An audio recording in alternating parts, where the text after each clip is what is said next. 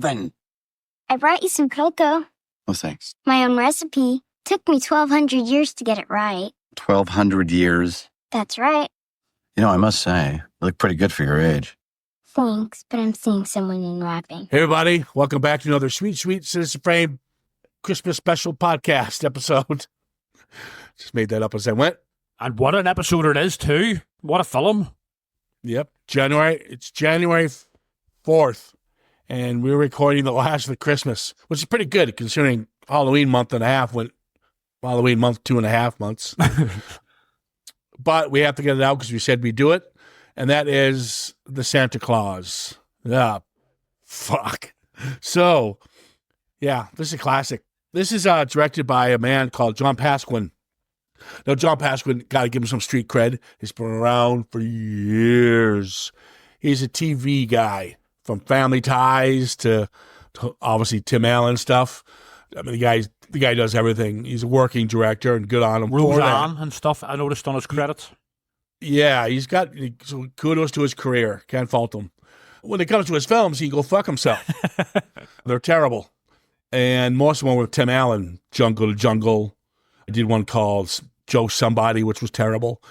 But he's literally Tim Allen's right-hand man when it comes to literally shit films. Right hand. Jerking him off, get it? Okay, forget it. All right. This is Tim Allen, big hit for Tim Allen. $190 million this piece of shit made. Oh. Yeah, what are you going to do there? Now, it's, before we start this is the film where Disney didn't want to hire him because they had a strict policy of not hiring ex-cons. Yeah, he did time in jail. So what Tim Allen did was he subsequently pleaded guilty to felony drug trafficking charges and provided the names of other dealers in exchange for a sentence of 3 to 7 years instead of a possible to life. A plea deal? A plea deal, exactly. Now, the reason I bring this up is not to throw the man under the bus. Kudos for him making a comeback. I have nothing against that at all. He did his time. Kudos. And well done. But with that being said, he's a fucking terrible actor, and I'm going to tear this motherfucker to shreds. Well, I'm going to back you up on that. I actually decided, but because this is theoretically a comedy, I decided to count the amount of times I laughed during it. Do you know what the figure was by the end? 0. I got a couple good ones. Right? A couple good ones. This is kind of like, we talked about this asshole a couple years ago, Christmas with the Cranks. Remember that piece of shit? Yeah, it was awful. Yeah. This is probably worse. It is. Because Christmas with the Cranks, at least what you're watching is so bad that you can't look away. Yeah, it's like watching a car crash. Yeah, exactly. This one I wanted to walk away. Yeah, I mean, it's tedious, smug, contrived, unfunny horseshit.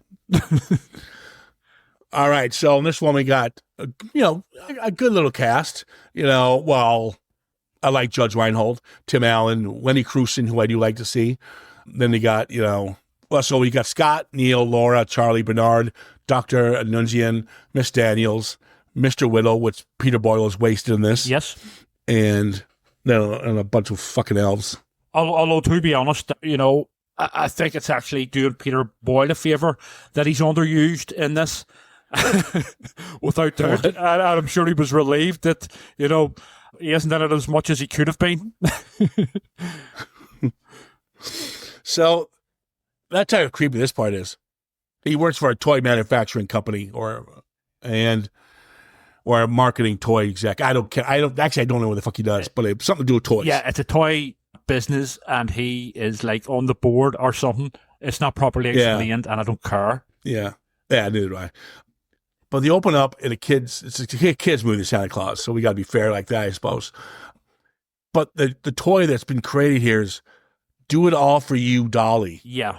It's kind of a creepy fucking name for a children's toy. Well, I sort of get that. It must be like, I don't know. No, I get it in that. It's a kid's, I get it. Cool, man. Hey. It's a kid's doll. I have a young niece, and these dolls, like they're very elaborate. They're not like the old dolls years ago that my sisters would have had.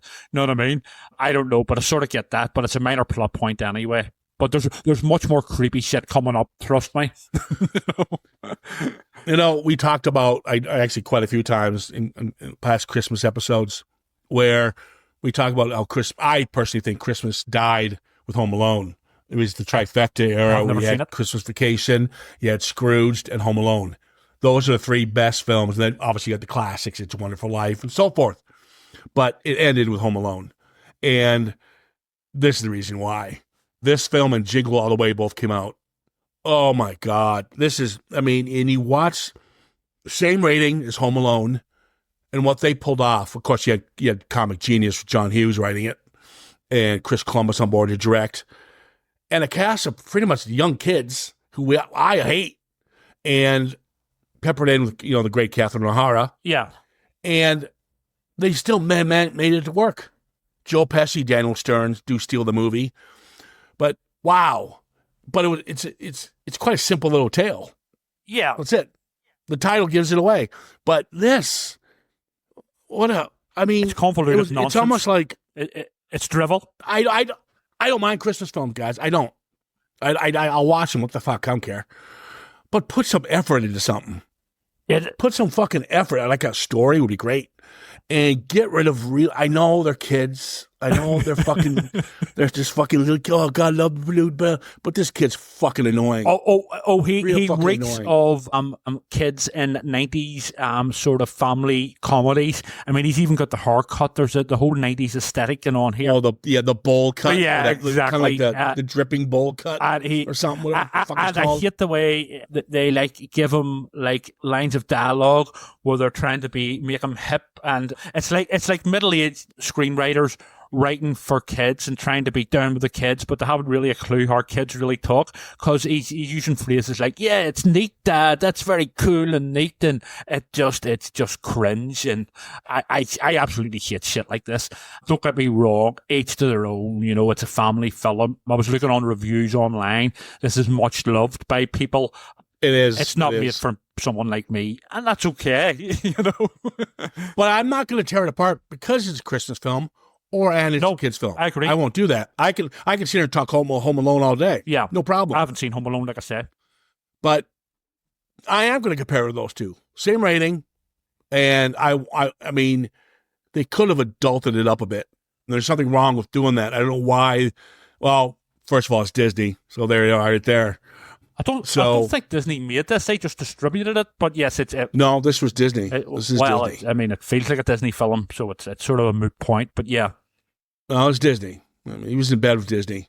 With Home Improvement was Disney. Right, I didn't know that. Here's the thing. Yeah, well, they own the network that it's on, ABC. I think it was. I could be wrong, but I'm pretty sure Tim Allen's a Disney guy. See, I know very little. About Tim Allen. I mean, I've obviously heard of him, but I never really get into Home Improvement. I think they showed it here on Channel 4 in the UK, but I never really watched it. Obviously, I'm aware of him, and he's one of, he's apparently a comedian, but going by this, Oh my God, he always says, whatever the fat fucking caveman thing. So I know very little about Tim Allen, and after watching this, I just don't care, So Neil is Judge Reinhold, and Reinhold plays Reinhold. Well, see, and Neil is actually the character I sympathised with the most. He's right throughout this. Section this fucking lunatic. Yeah, but there's a scene where they're dropping off the little bastard to the dad, and the dad seems like a decent guy. That's another thing. They don't really plant the seed that he's a bad father. He actually seems like a decent guy. Well, I mean, he's just a bit sort of incompetent, but I much preferred him before he becomes Santa, let's just say. Whenever he starts becoming Santa, things take a turn for the weird, and not in a good way. Yeah. You're right, exactly. It's spot on, because he had the one-nighters going and making fun of Neil before this whole Santa chaos kicked in. And then he becomes fucking jolly old Saint fucking Nick. Yeah. And I was like, okay, now we're done. But I do like the scene where, no, I can't relate because I've never been married. I'm not a divorcee. Do I have kids? Thank Christ. But there's a scene where he finds out Neil told his kid that there's no such thing as Santa. Yeah. And I was like, you know what? That's none of your fucking business. Don't tell. And he's right. Don't tell my kid that there's no such thing as Santa. Yeah. I like that. I do like that kind of. But it's not elaborated upon. You know what I mean? It's just sort of thrown in there at the start to make. Well, no, they have to. I get why they do that because of what's about to come that night. Yeah. So I understood that. And the mother, kind of played by Wendy Crewson, who I do like, she kind of holds the ground of. She's a good middleman for these two. And I do like the fact she's not a bitchy, I hate you kind of, angry divorcee. She's actually a fair. Well, to be fair, it is a guys. children's film, so they couldn't really get down the whole route of sort of, like a bitter divorce thing. It's why not go cutesy? Why not? Some way. Liar, liar. Was it Liar, liar? Did it? Well, I haven't seen Liar, Liar either. Again, children's films, and especially children's Christmas films, are not my forte. To be honest, I was looking Billy or Ricky from the Silent Night, Deadly Night films to pop up. You know what I mean? That's a real Christmas film to me. Or even Bruce Willis. And that's. Well, I'm glad you brought this up. We're going to take a moment now and pause. I'm going to create a helpline for Trevor. And you guys can certainly call and maybe give him some advice. Like Judge Reinhold, his psychiatrist character in the Santa Claus. No, it's just, if it's not 18 plus, if it's not graphic in any way, he doesn't want to see it. It's kind of sad.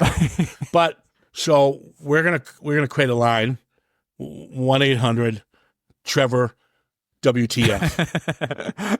So well, in my head, and then I've actually called a bunch of musicians, and they were going to get together and sing a song. Good charity single, yeah.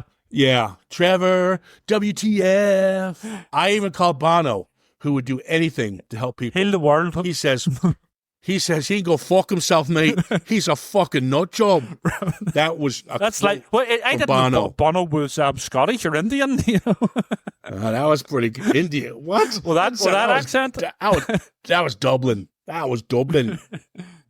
Right, but you know what? I would say in my head, just to back up actually what you're saying, that Silent Night, Deadly Night 2 is a more entertaining film than this. Yeah, I'll leave my break there. And that's like 20 minutes long. Well, exactly. Okay. It's a short film. You know what I mean? This is an hour and a half, or just over an hour and a half, and it feels like about 10 hours. So this is, they do this a lot of movies. Why do the dad burns the turkey, but he makes this beautiful dinner set with roast potatoes, yams, this huge dinner set, but he fucks up the turkey? This is another pet hate of mine with these family-type films, especially from the 1990s. Their houses are always very middle class, and you know what I mean, and everything's sort of laid out perfect and all this here. Also, the turkey, if you watch closely, the turkey, whenever it goes on fire the second time, we don't see it the first time, it just explodes. Are exploding turkeys a thing now? You know what I mean? It doesn't make sense. Why would a turkey set itself on fire? Exactly. Maybe it's seen the script for this and, decided that. Yeah. Turkey's like, I want to make sure I'm dead. Yeah, exactly. I want off this. Yeah. So here's the funny part. When you watch this, I haven't watched this in years. So they pretty much scare Santa. He falls and dies. Yes. And they pretty much just killed Santa Claus. Yep. And a Disney film, Santa Claus is killed. And apparently, I was reading up on this, doing my research for this podcast. Apparently, Tim Allen always had a problem with this aspect of it. So, by the way, there's a TV series of this made a couple of years ago, came out in like 2022 or 2023 or something. It was the same. It's the same cast. Yes, it was and they address this point, but we're not reviewing that series for this podcast on this film. Santa is bumped off. He falls off a roof. So he does. Yeah, and then whoever sees the car and puts the suit on becomes Santa. Yes. And it's kind of creepy. And there's much creepier stuff coming. Trust me. Here's what pisses me off, okay? I can't stand when you got a big budget film. Was it 19 million? That's big budget for this piece of shit. That's crazy. When Santa falls or when the SWAT team shows up near the end, you can tell that's not snow, which is fine. You can understand that, use snow machines, whatever. They don't even do that. Those are blankets. Yeah.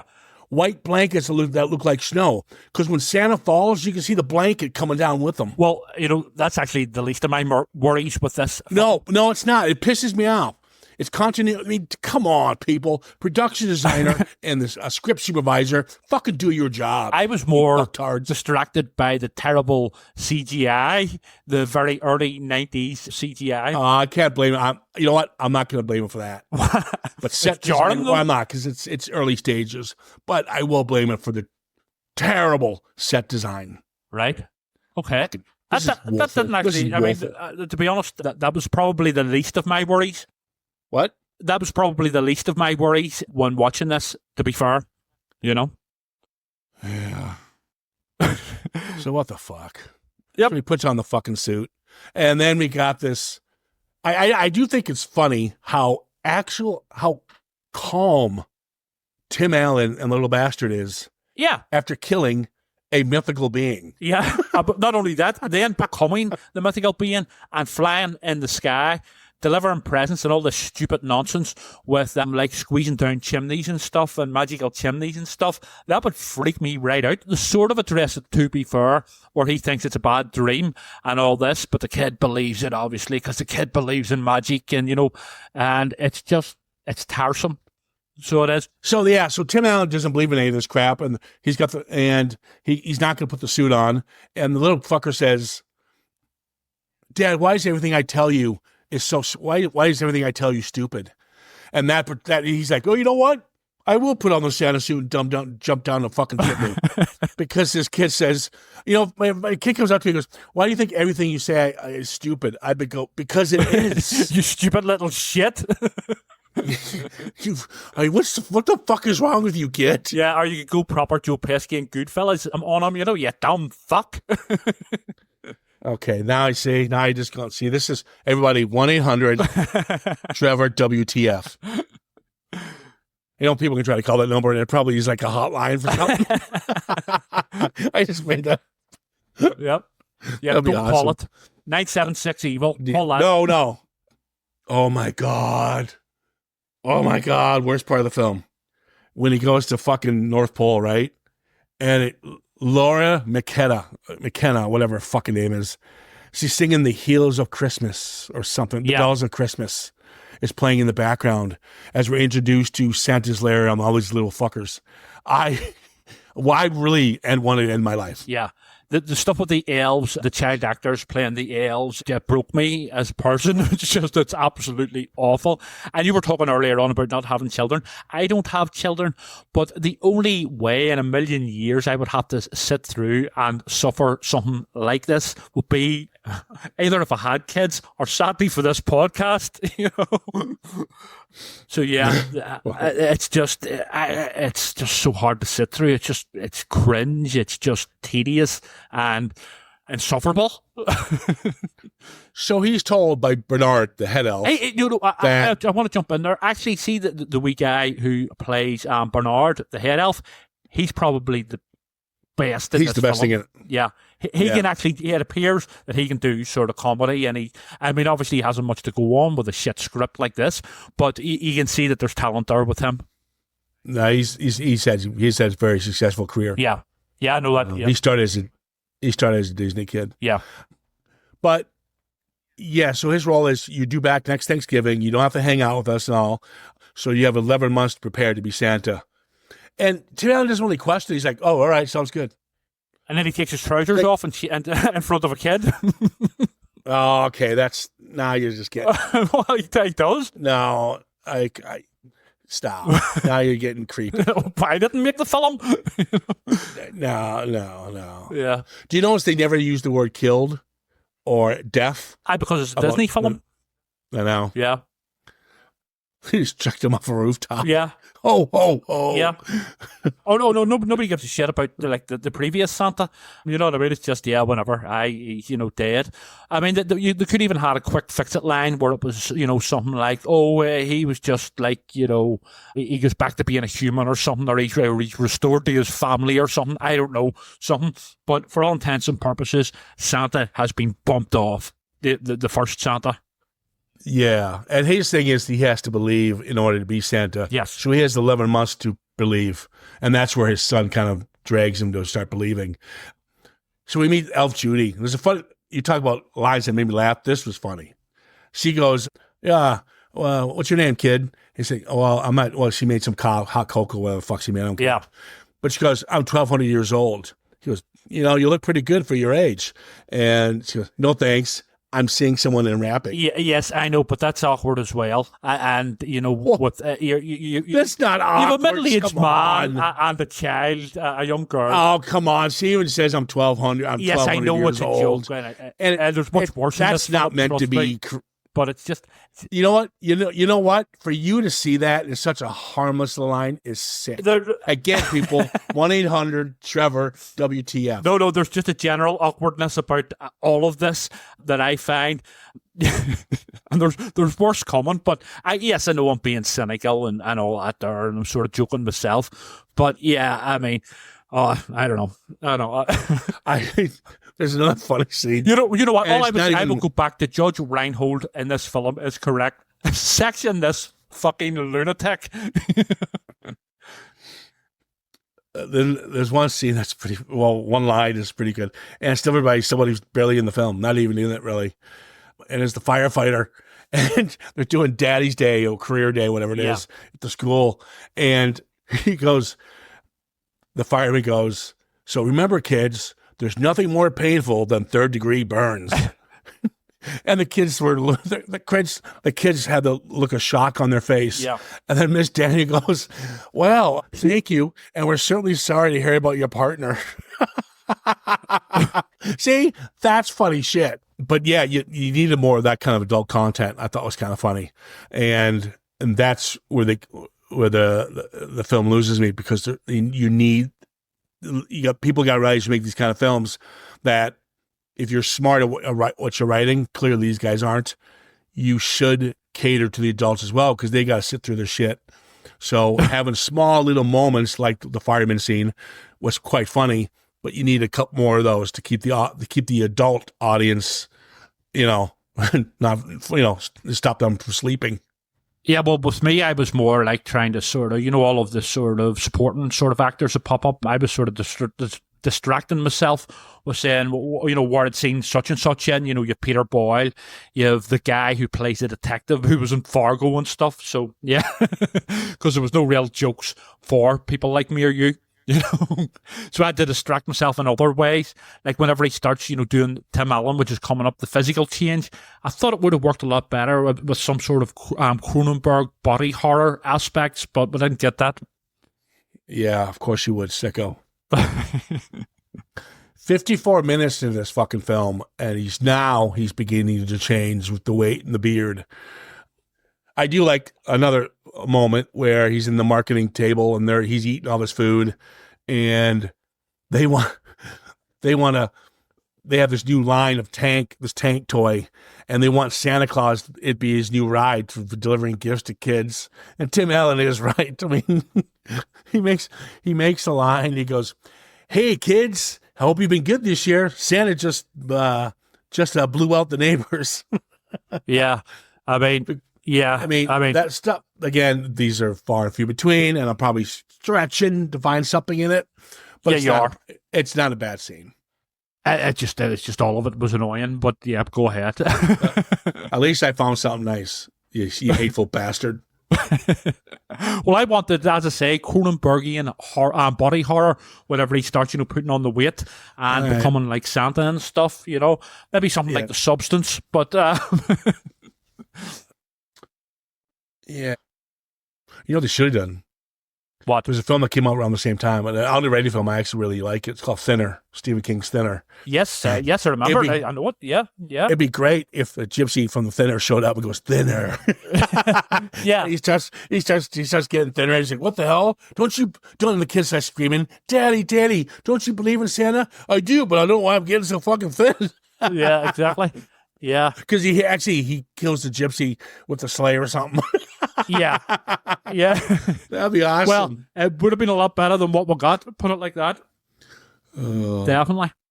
Then, of course, he's like going to the park and he's sort of, he's sort of accepting that he's becoming Santa. So they're his kid, he's been a whiny little brat as always, and sort of, telling everyone that he's Santa, but then he tells the kid not to tell anyone or something. Well, he's at the park, and the girl comes up to him, sits on his lap. And first of all, as a father, he'd probably go, "You can't do that, kid."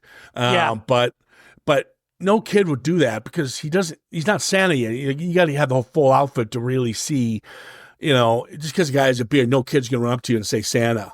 Well, yeah, exactly. And I mean, they might like making fun of you. Kids in Belfast would be like making fun of him, saying, "There's fucking Santa," but not in a sort of cutesy way. Trust me. Again, random kids coming up to middle-aged men and sitting on their lap in a park is not a good look, by any stretch of the imagination. Well, that's why Mom's in panic mode and pretty much fucking right has him. Well, you talked about how he's be sectioned and stuff like that. They kind of do that. He loses custody of the kid. Yes, and the judge was right who makes that decision. Yes. They do play on that. So, yep, I agree with them. So now the cops are on the case because now they think he's been kidnapped. Yeah, he kidnaps a fucking child here. Well, it's his kid. I know it's his kid, but I mean, so there's like all the creepy shit in the park, and then kidnapping children.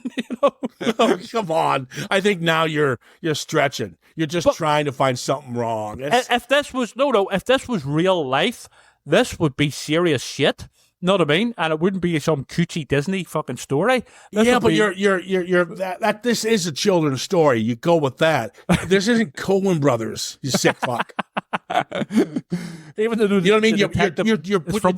You're taking a children's story and you're turning it into a Tarantino fiasco. That's not what we're here for. You're comparing it way. That's something you see if Tarantino was doing it, which was terrifying, doing a Christmas film. This isn't Tarantino doing a Christmas film. This is the guys who do Home Improvement. Well, there's definitely improvement needed, but I'll give you that. That's pretty good. But so the cops are on him. The cops arrest him.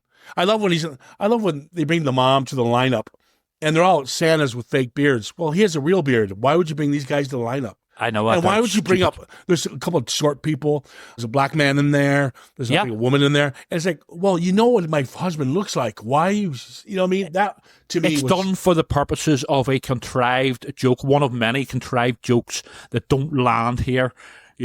But the worst joke, well, there's a couple of them coming up very soon with the elf kid who's supposed to be Q from James Bond, and also excuse me, that's best part of the film. No way. Paul's going to send the elves. That's right, the effective liberating flight squad. Oh, that's horrendous. It's pure cringe. Terrible.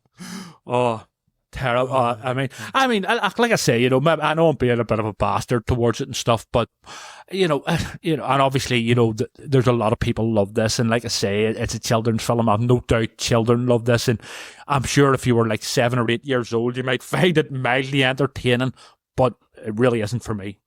That's all I'll say, to be fair. Especially this nonsense with the elves flying and stuff. That's your review, then? No. No. That you can't. Okay, you just gave your review. So let me finish the film that we're talking about. Go ahead. But you can't talk about the review anymore now. Okay, fair enough. That's your punishment. Okay, fair. Oh, punish. Oh, I shouldn't have said that word. Fuck naughty. Go ahead.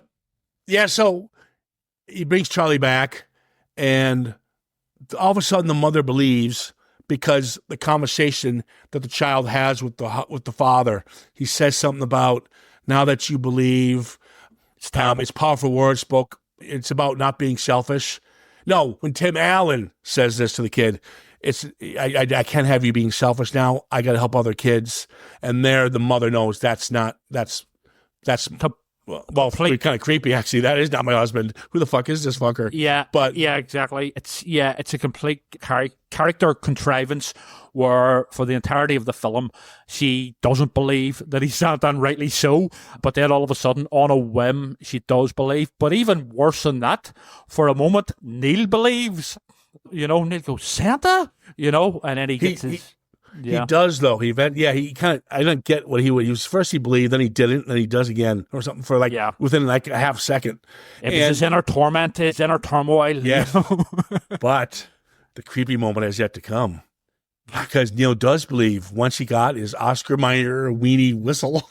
Yeah, I know that. Oh, Oh my god! Yeah.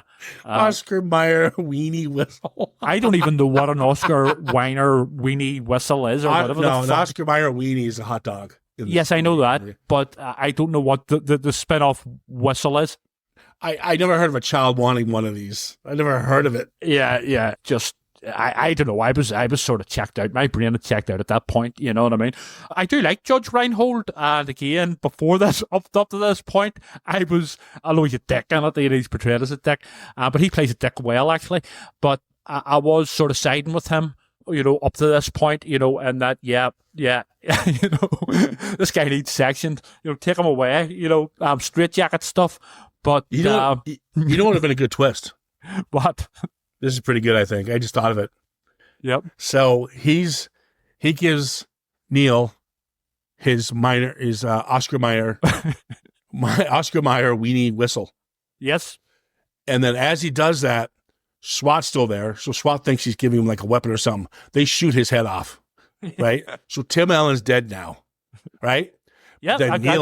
And then Neil becomes Santa. Yeah, well, that would have been a good twist. See? A good sort of ironic twist, especially for the character.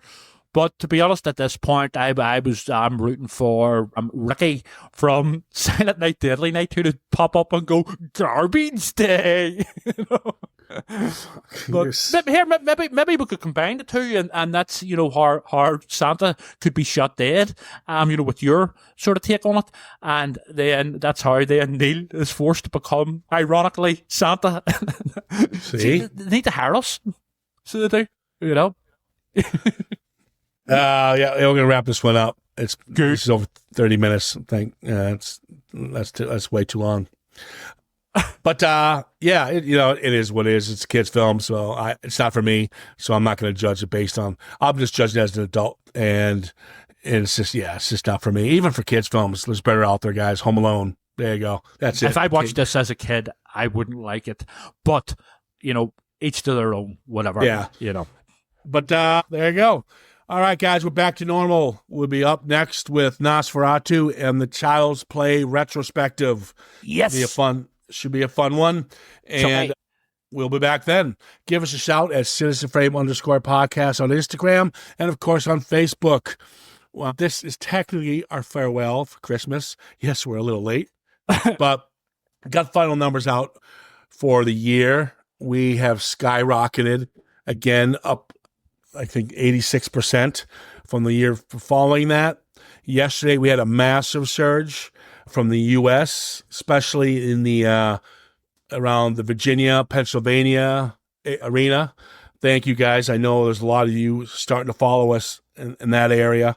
Not to mention, I know there's an active listener going on in Iowa and California and Florida. And so, and they're building, and we're going to start giving people shout outs who do start, or states or countries that start downloading us. Massive surge in China. There you are. Thank you, guys. China. Much appreciated. And there you are. Guys, this has been an awesome time. I put out a newsletter on Facebook and on Instagram. Please read it. It's my holiday wrap up for the year. Well, the yearly wrap up. And again, it's greatly appreciated. We're growing every day. And that is only because of you guys. What would really be great if you guys ever send us some feedback. It'd be incredibly appreciated because we need to build on that. We need to know what's not working. And so that, so it just drives us to do better. That's all I got. Good stuff. All right, guys, take care of yourselves. We'll be back. All the best. Ciao.